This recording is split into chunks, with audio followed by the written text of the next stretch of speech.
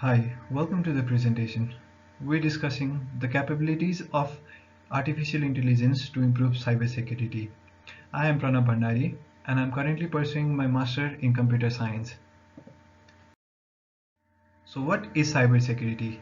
Cybersecurity is defined as the process of safeguarding our computer resources or electronic resources from various cyber attacks and cyber threats.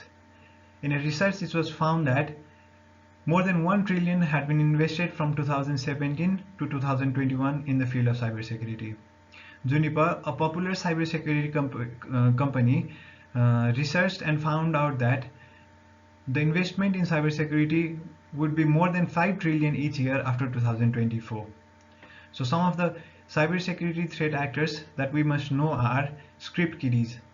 These are the newbies in the field and they launch miniature attacks against their victims.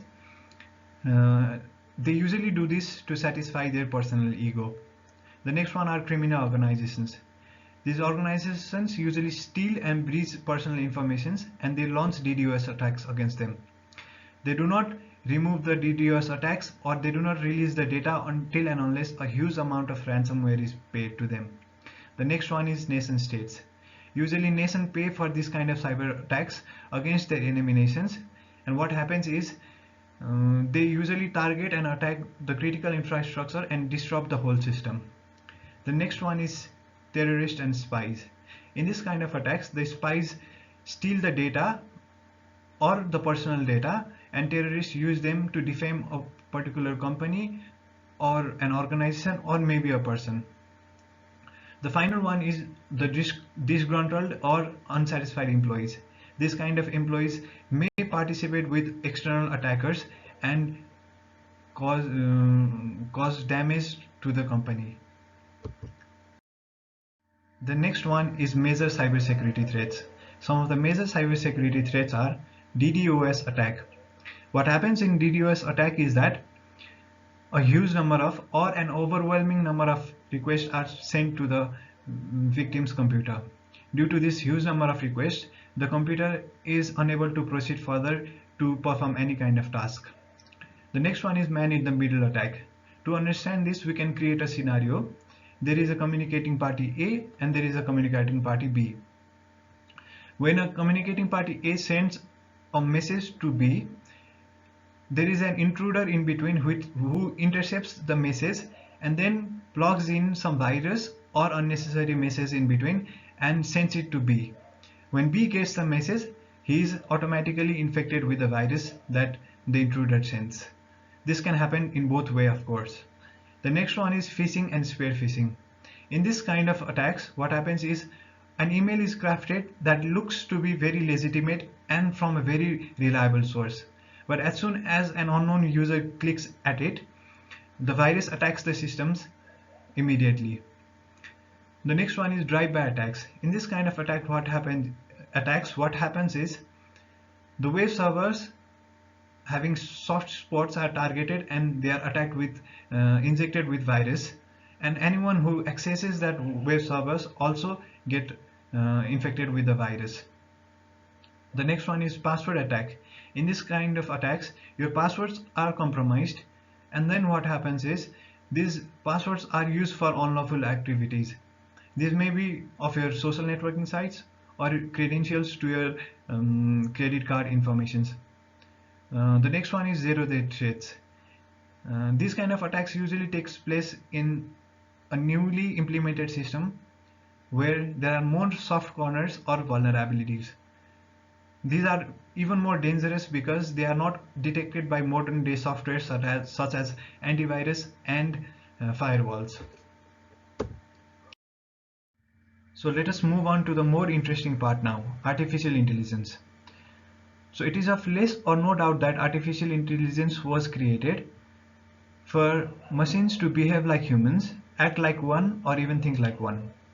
It has also been successful to a certain extent, but we can't also deny the fact that most of the threats have been launched and defended through AI in the modern cybersecurity context. So some of the AI methods that have been used to mitigate the cybersecurity threats are machine learning. So what happens in machine learning is that there is a pre-trained set of data that knows what is right and what is wrong. So this trained set of data is fed into the machine, which then develops a mathematical model to which is the base of deciding what is legit and what is not for any incoming flow of data. So whenever there is an incoming process or data, it feeds the data to the mathematical model it has built and finds out if it is legit or not. The next one is the decision tree. The decision tree also starts from the same. It starts with a trained data set, but the difference is that it builds a tree, as we can see in the figure, with different nodes, where these are the nodes, and each node associated with different types of rules, and these are the rules associated with the nodes. So whenever a new data flows into it, it passes through a node and it has to go through different rules to finally decide whether it is an attack or it is a normal condition. So this is how a decision tree works as a whole. The next one is the k nearest neighbor. So k nearest neighbor works on the basis of clusters. A cluster is a collection of things that have similar properties. So what happens in a cluster is that it works by calculating the Euclidean distance. Whenever a new process enters into the system, the distance is calculated between the new process and the existing clusters, and the new process is placed in that cluster where the distance is the minimum. So that is how a legit source is separated. So here we are going to discuss the different domain areas, the challenges faced and the possible AI solutions.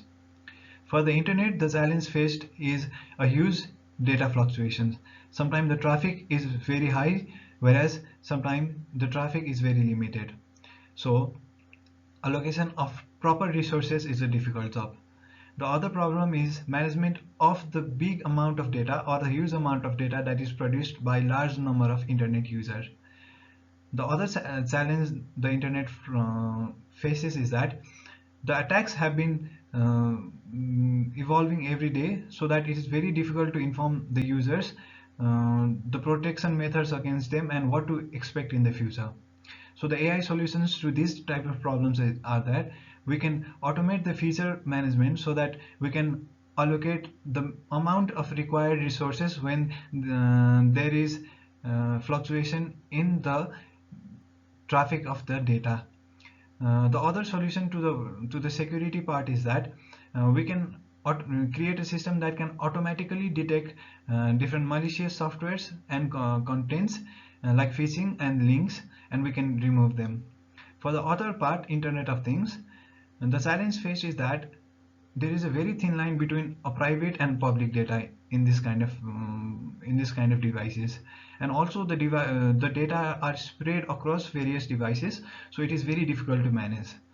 Whereas the AI solution can be that we can use AI to automate the cloud security and the data distribution management in the respective fields. So the problem faced in the critical infrastructure is that it is a very rigid system, and once it goes down, it is very difficult to get it back up.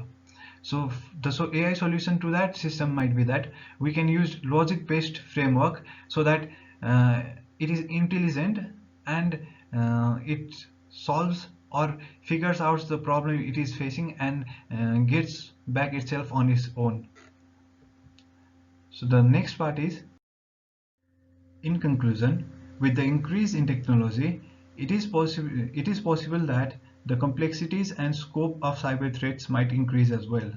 But the good thing is that several AI-based solutions has been developed to tackle against these solutions, and also this topic opens a possibility of research in various fields such as critical infrastructures, defense mechanisms, and securing of hardware and software platforms.